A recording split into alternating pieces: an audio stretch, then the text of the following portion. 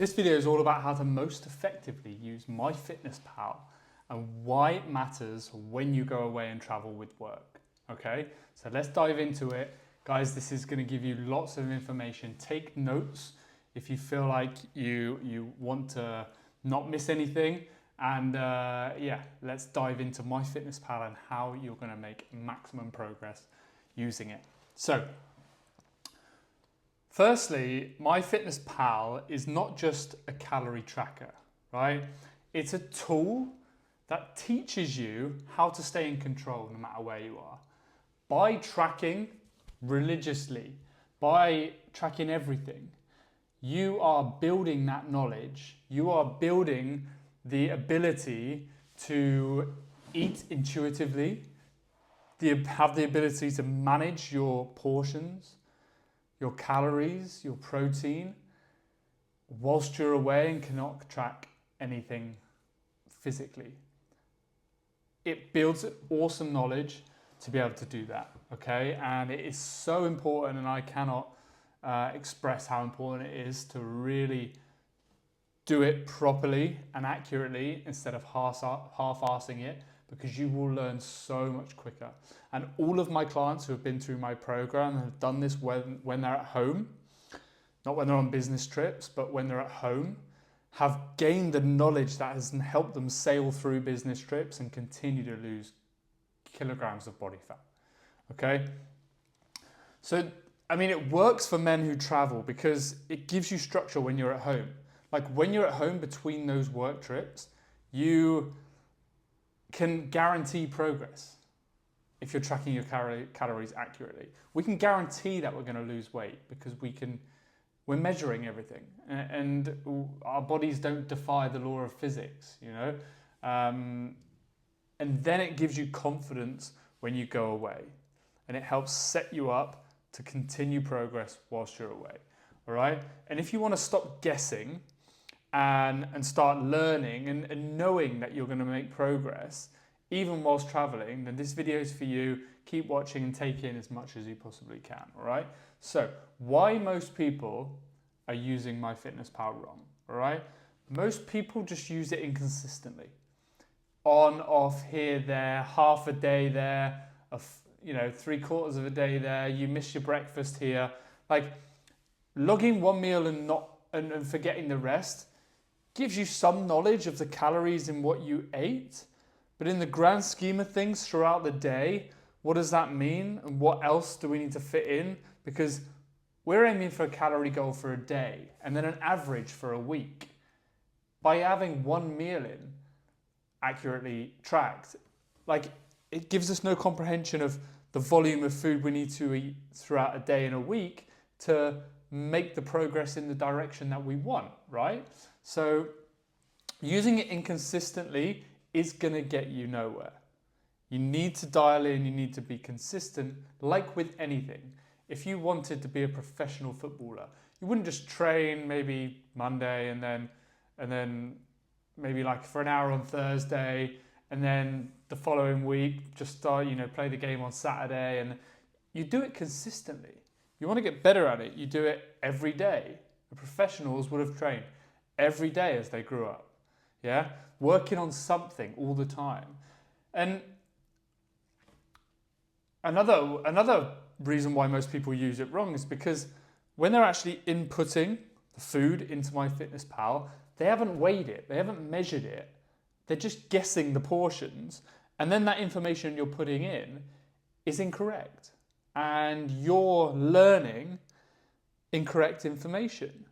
It's like if your maths teacher at school taught you to do something the wrong way, and in the exam you did it the way they taught you, and you got the answer correct for the way that they taught you, but that's not what the exam question wanted, You're going to be making it harder not only to then pivot and work out what's really in things, but also you're putting in the effort to use the app. So why not put in the effort to use it properly and actually gain the knowledge and have the benefit of using it?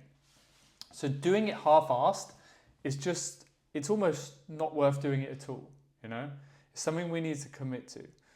And you're not tracking to be perfect, right? You're tracking to learn the patterns, specifically for when we're traveling lots. Like, we want to be consistent with our portion sizes and things like this, and try and roughly hit a certain number of calories generally at breakfast. So when we're away, we can replicate these things and we're making it as easy as for ourselves as possible. Okay, and like learning these patterns of what calories and protein is contained within this meal of these kind of foods is also just important as accurately inputting the perfect data into the app. All right, and committing from the start. You know, like, if at some point you are going to commit to this, track accurately and benefit from it, why not just do it now? Why fanny about half-arsing it for 2 months and then commit? You've just wasted 2 months. You could have lost 6, 7, 8, 10 kg in 2 months.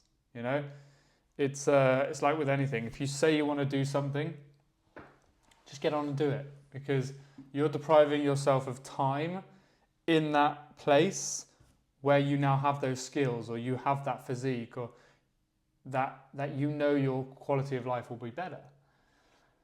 And like, if you think about it like this, right? You don't learn to drive by occasionally like guessing where the pedals are, you know? You don't improve at golf by swinging once a week, like the examples I gave earlier, with no feedback. You practice deliberately. You record yourself. You watch yourself back. You do something every day. You know, and so what we want to do is set MyFitnessPal up for us to be able to use it correctly, and do the right things to help us make the most of it and benefit the most from it. All right, so we want to input our calorie and macro goals from the coach, from the plan, from the prescribed numbers that you have. Okay, we need to do this as soon as possible, and then get used to those numbers and trying to reach those numbers. Okay, we don't want to be a little bit below, we don't want to be a little bit above. We want to make an effort to try and get a spot on. And if we make a series of meals for one day and it's 200 calories less, well, we can just, the following day, we can make those meals, add a bit 50 at breakfast, maybe 100 at lunch and 50 at dinner, and then we've hit our target. And we learn very quickly when we've got the numbers in front of us, you know. But we want to make sure those goals are in the app, so every time we go into the app, we can see the numbers. We can see how much we've got left until we get to that number. Yeah, we're seeing it every single day. And with the free version of MyFitnessPal, you don't need the premium version. It has some benefits like the barcode scanning feature, which can make things easier. But with the free version, when you're inputting your targets, you can put in the calorie amount, you can type that in, it can be the exact number that you're prescribed or you're set or you want. With the macros, protein, carbs and fats, you can only select a percentage. You can't select the exact number of grams, but it doesn't matter too much. Just get it as close as you can, don't stress. There's a lot more important things we need to worry about.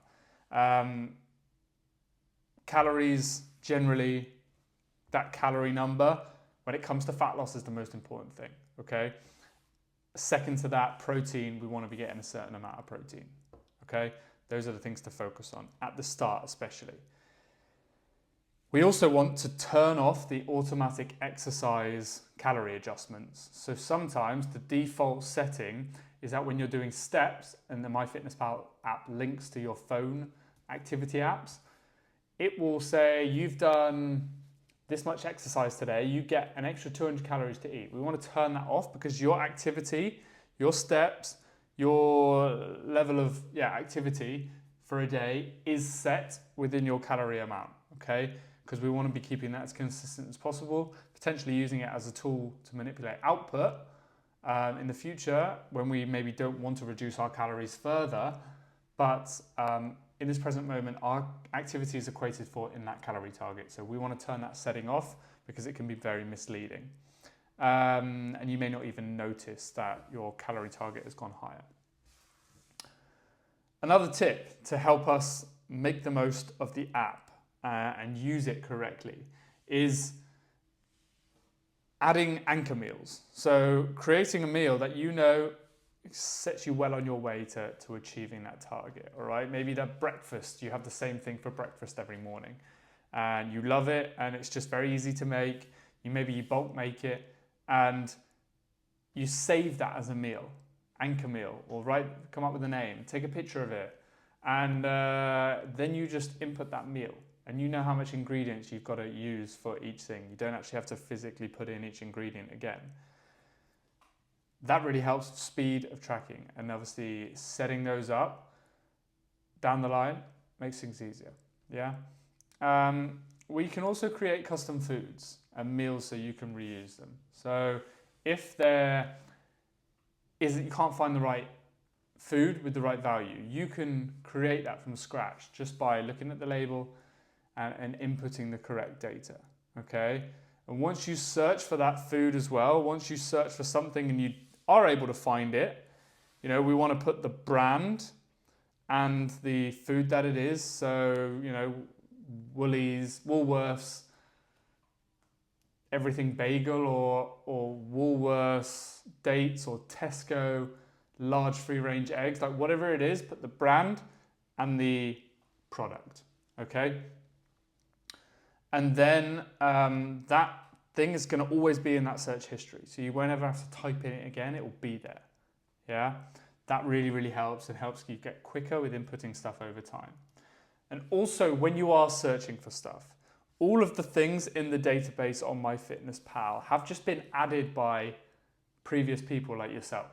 Okay. So some may be incorrect. There is a green tick by verified items, but still sometimes they can be incorrect. So if you're not sure and you're searching for a new item, I always just check the packet, check 100 grams, what calories that equals, maybe the protein. But generally just check the calories per 100 grams. And then when you select the food on the app, just make sure they match, okay? That's all you really need to do. Generally, there may be different versions of the same thing. And so just look for the one that matches the label that you are eating. Cool, so in terms of being accurate and weighing food, yeah, weighing accuracy is everything, and it doesn't take as long as people think. The people that think it takes way too long to do are the people that haven't done it, who haven't committed to it, and also haven't ever seen results from doing it because they haven't done it properly. So this is a big thing. Just commit to it. After a few days, a week, even my older clients in their 50s, 60s, found it a bit daunting at first. They stuck at it for a few days, a week, and then it just became easy. Yeah, it became quick. And this is how we build the understanding, by being accurate, by being spot on with our numbers. Yeah, by making sure that everything is done correctly. Yeah, if you want the best outcome, you put in the best effort. All right, simple as that. Like with anything in life. And if you don't weigh it, you're guessing. Right, and progress can very easily stall, and we think I'm doing everything I need to be doing, but actually you're not, because being off slightly with a lot of things in the end of the day or the end of the week, the difference could be huge. All right, so if you don't weigh it, you're guessing. If you like things like olive oil, I'll just pour a little bit, 10 ml. You could have easily put 30 ml in there and the calories are 3 times what you inputted, yeah? So sauces, oils, condiments, these kind of things, they can add up very fast. So just make sure we're not guessing and we're inputting things correctly. All right? And we can also use measuring tools to help us, right? Obviously with oils, a little measuring cup, 15 ml, 1 tablespoon.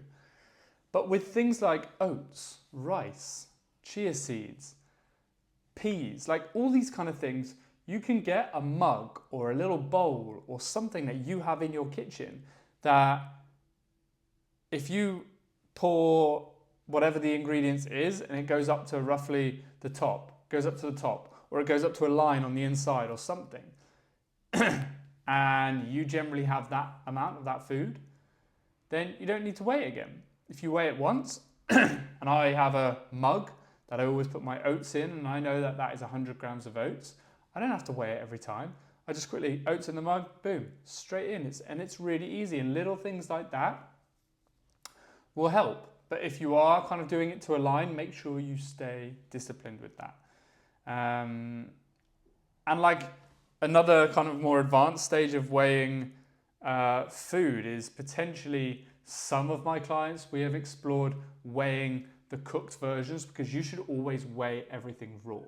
Meat, rice, everything changes when you cook it, whether it gets heavier because it absorbs water, or whether it gets rid of water and so it gets lighter. You know, you should be always weighing things raw. However, some people find it useful to weigh things cooked. This is always a last attempt, like a last resort, because I guess when you're seeing those foods in a hotel buffet or in a restaurant, you were only ever seeing them in their cooked form. And so it also gives you a good idea of what the calories are in something when it's cooked. Yeah, so it's a potential option, but I would always recommend measuring things raw.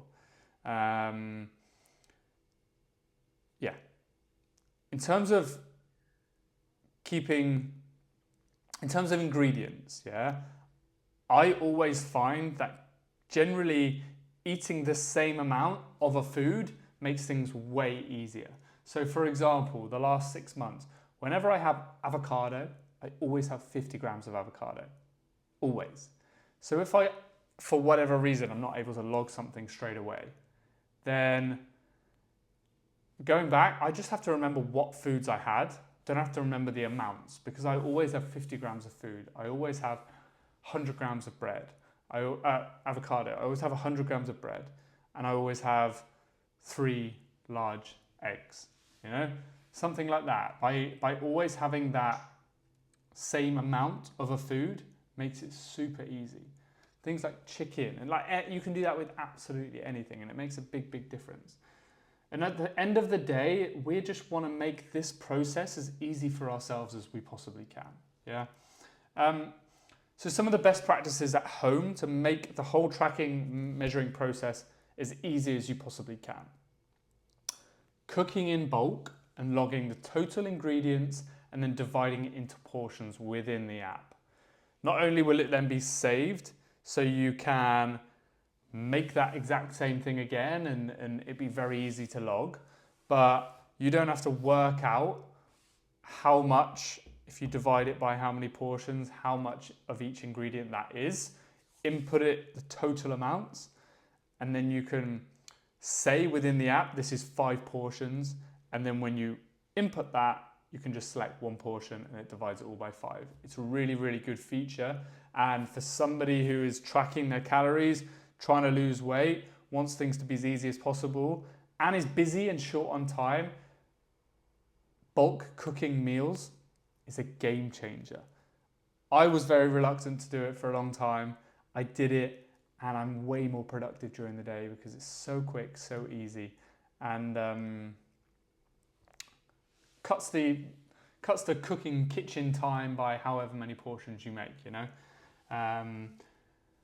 Another best practice is copying and pasting meals from previous days. Really easy. If you know you have, you know, going back to the eggs avocado example, if you know you have this amount of bread, 50 grams of avocado, 3 eggs, like, and you just make the same again the following day, you can just copy and paste that from the previous day. Saves a lot of time. Also keeping meals simple. Some of my clients, and they want to do this, but I could never do it. They make meals with 15, 20 ingredients.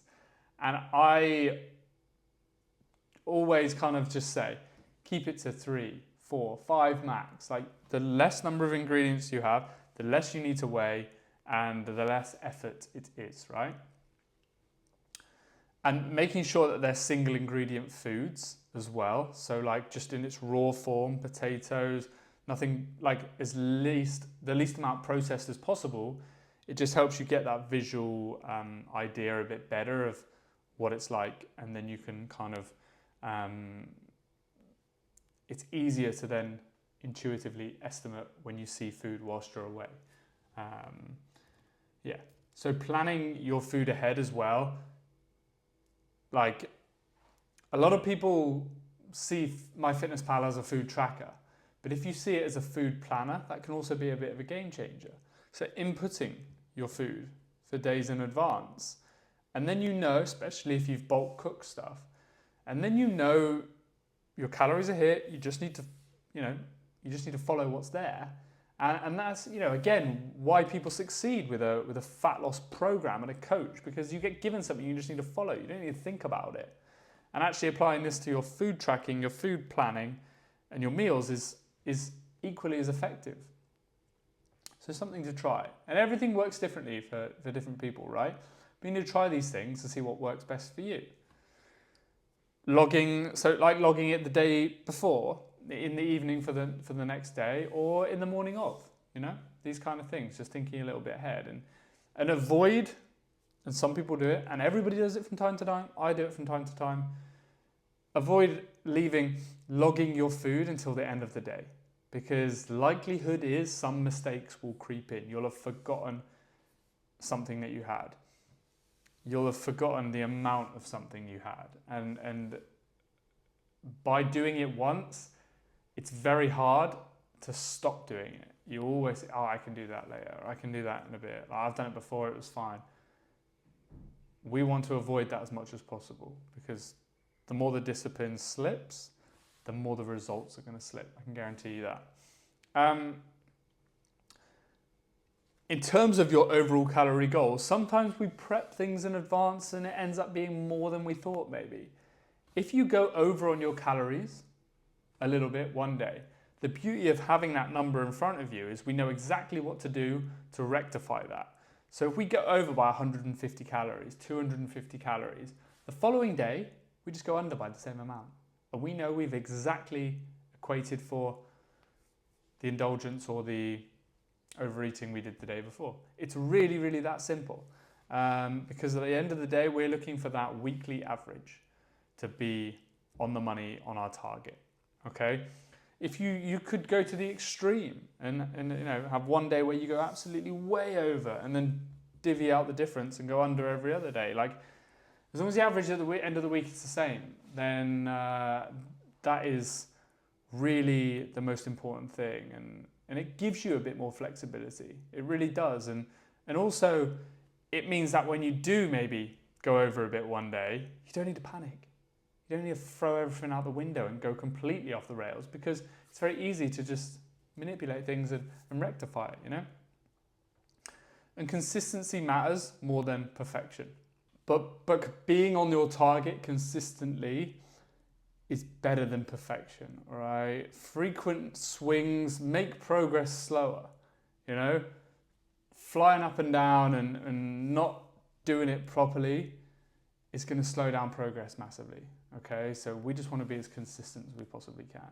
And I find that just hitting those days on the money, not overcomplicating things, and trying to go way over one day and way under one day. If there's some sort of occasion and it calls for it, then fine.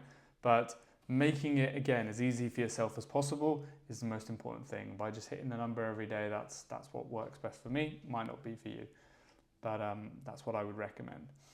And in terms of understanding calories and activity, right? Your calories, as I said earlier, are already accounted for, and they're not going to change day to day based on how active you are. So stick to the same target, all right? And it keeps things consistent and measurable. Don't adjust things every day. In a fat loss journey, during a fat loss journey, we adjust things weekly, right? We don't go off what our scale says each day. We go off averages, because there are a lot of reasons why our weight can fluctuate. And it's the same with this. Some coaches will say, eat high carbs this day, and this is a rest day, so we drop calories down. And fundamentally, the average is going to be a certain number, and that's what you're aiming for. If you're running marathons one day and sat on the sofa all day next day, then maybe you might see some benefit if you're some sort of professional athlete, but we are not. We are just guys who who travel a lot for work and want to maximize our progress and feel the best we possibly can, but make it as easy for ourselves as possible. All right. So how this all helps you whilst you're traveling really is tracking at home and tracking accurately. It builds the visual awareness of portions. And portions pillar within my 3P method in my Unstoppable Body Blueprint is all about continuing to have consistent portion sizes whilst we're away to help us stay on track with our nutrition, to help us stay within our deficit so we can continue to progress. All right. So building that visual awareness of this plate of food contains 650 calories and has 40 grams of protein. If we can then replicate that as close as we possibly can when we're away in a hotel or in a restaurant, then we know roughly we're going to be hitting the same numbers. Obviously, it's not going to be perfect, but we have understood, remember that we're not here for perfection. We're here to just be as consistent as possible. And you learn what meals and what kind of foods hit your targets, but also keep you full. That's a big one as well. Whilst we're dieting, we will feel a bit hungry. That's kind of inevitable. So identifying and including foods that keep us full, keep us satiated, high volume foods, high protein, lean versions of foods are going to be really, really helpful in helping us stay full and hit our targets. All right. And tracking accurately builds that knowledge so when we're away, we can do that. Yeah. And when we're away, we want to replicate the same structure. So I am an advocate for, within my program, I help my clients build out a meal structure. So meal sizes that work, that they can stay consistent with whilst they're at home. So they'll divvy up their calories for the day into breakfast, lunch, dinner, maybe a snack. Yeah, however they want to do it. And we then know that these size portions equal our daily target that we want. And if we can stick to that whilst we're away, then we are going to give ourselves the best chance of staying within our deficit, okay? Similar portion sizes, same meal types, same food types, and using our knowledge of filling, satiating foods to the best of our ability, okay? And then when we're away, well, simplicity at home, basically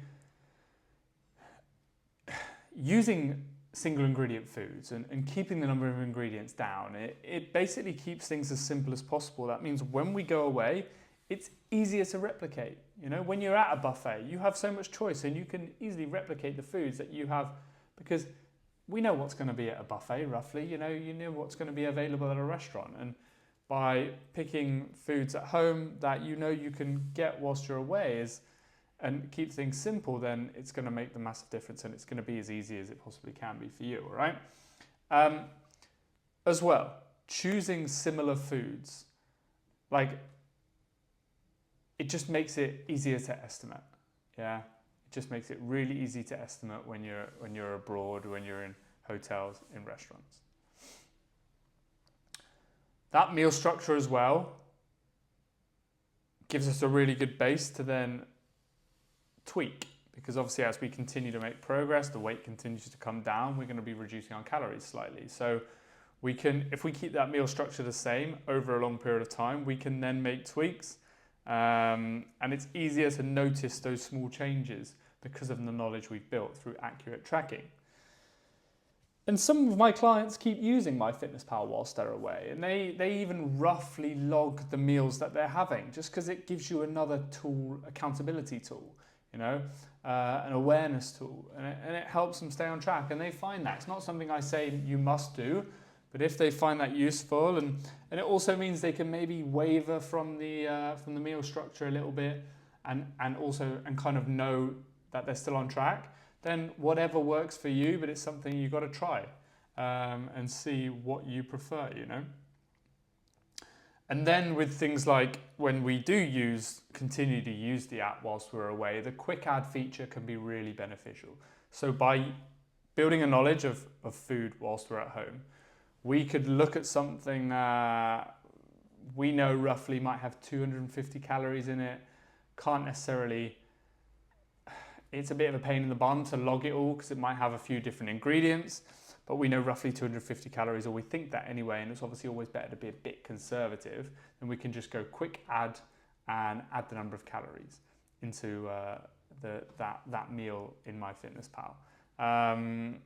Obviously, we'll throw the macros off a bit because you're adding calories technically with no protein, no carbs, no fats, because with the free version, you can't add the macros when you quick add.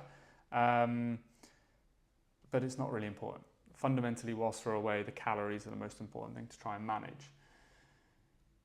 In terms of mindset and just being as consistent as possible with this as well, guessing instead of learning is the biggest trap to fall into, and just trying to do it, but in a way that shortcuts maybe the more time-consuming bits or the more difficult bits is really not going to benefit you in the long run. So that's a mindset to shy away from and avoid at all costs. And you always know deep down, by logging properly, like honesty beats the shortcuts. You know, doing things right will beat the trying to find a quick shortcut, you know, quick fix. We know that with everything. So don't look for, when things do get difficult, don't look for alternatives.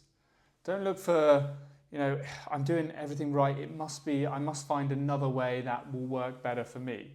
Hold on a minute, are you being 100% accurate? Are you doing exactly the right things? And are you doing what you need to do properly to really make the progress? And then if you're still not making progress, then we can look at it. But if you do this accurately and you do this properly, then you will make the progress. It's science, you know? So focus on what's proven to work, and that is hard work and being consistent with that hard work, you know? And every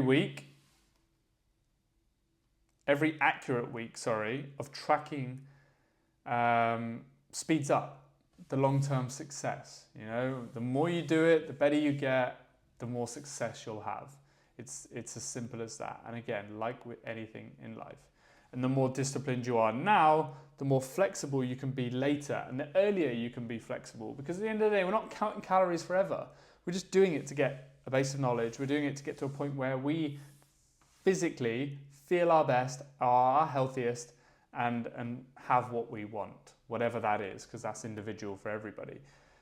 The more disciplined you are now, the sooner you'll get to a point where you can take your foot off the gas, not track all your calories, and have some more flexibility, knowing that you're in a place where you want to be. You got the physique you want, and you can just manipulate from there. And I mean, like, this is how you build that physique that you want. You know, a lifestyle as well that lasts beyond like the fat loss phase. There's a long, long time after you've lost the fat that you want to lose. There's a lot more to come, you know? There's a lot more life to live. And so building that physique and then keeping that physique is going to be a lot easier once you've stayed disciplined, you've done the things you need to do, and you've put in that hard work, yeah? So to wrap this up, like, tracking is super important whilst we're at home, and then bleeds into whilst we're away. And the more you put into it, the more disciplined you are, the more accurate you are, the easier you will find managing your nutrition whilst you're away on work trips, and the more progress you will make, yeah? And you're not punishing yourself. This is just learning, because fundamentally what's got you to the position you are in right now is a lack of knowledge of what things you should be eating to stay healthy, to keep you satisfied, and to maintain a level of moderation, you know? So we need to change that. Otherwise, it will just keep getting worse. So this is it. That's important to kind of get your head around, is you're in a position that you want to change. What has got you to this position where you want to change? Thinking the way you're thinking now. So we need to change the way we're thinking so we become this new person. Yeah? It's that simple. And I hope hearing it that way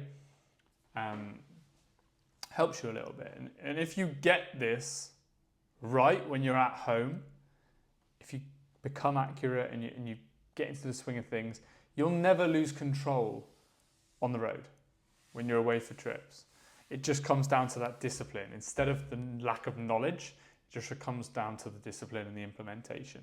And everybody's it's gonna be hit and miss, that side of it. You can never be perfect 100% of the time, but you can be perfect when you're at home by tracking everything.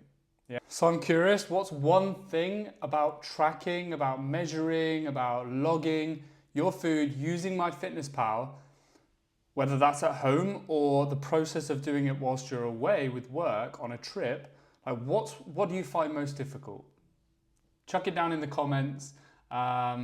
Let me know, and I'll be really interested to see how and what you find most difficult. And then if you feel like this video has been helpful and you feel like it's something that you could benefit from having some guidance on, and just the process as a whole would benefit you whilst you travel with work, then there's a link in the top line of the description for this video where you can find out a bit more information on my program, on my method, and about me. And then you can book a call if you would like. 15 minutes, free call, just to have a chat about your struggles, your work travel, and your situation, and what your goals are, and how I would help you with that and to achieve that. And it's a no obligation call, and we can just go into things very quickly, and I can tell you if I could help you.